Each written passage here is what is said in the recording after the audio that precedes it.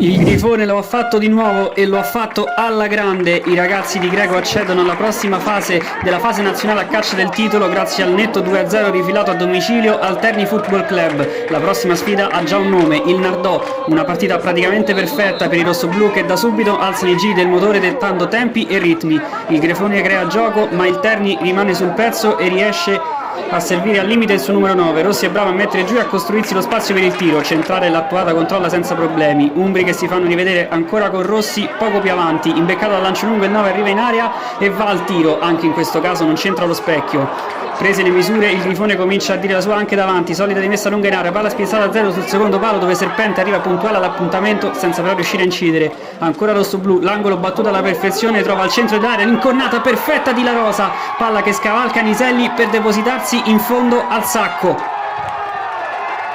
Idillio e delirio del popolo rossoblù ha corso in massa per sostenere i suoi ragazzi.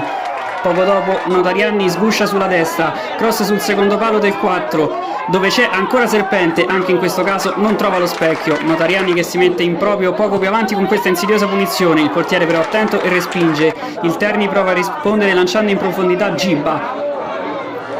Contro tutti l'attaccante riesce a liberarsi, ma al momento di calciare un monumentale voto gli cancella tutto con un diagonale da manuale. Sul finire di frazione spinge ancora il Grifone, 0 gestisce la progressione, poi va da Serpente, controllo, sterzata, destro a giro, conclusione perfetta per il 10 che la incastra all'angolino senza lasciare scampo a Niselli, raddoppio per un Grifone oggi in stato di grazia. Nella ripresa a suonare la carica per i locali e ancora Rossi, di nuovo non trova altro che l'esterno della rete. Terni che prova a sfruttare le torri, Jalou Boubacar svetta ma la palla finisce fuori. Con gli umbri riversani in avanti il Grifone prova a colpire in contropiede. Cinciu recupera, Vermicelli perfeziona e trasforma l'azione. Imbucata poi per Fiorentini che gira di prima la palla verso il centro. Cinciu a tu per tu prova il colpo sotto, portiere che si oppone e Serpente che non riesce a realizzare il tap-in.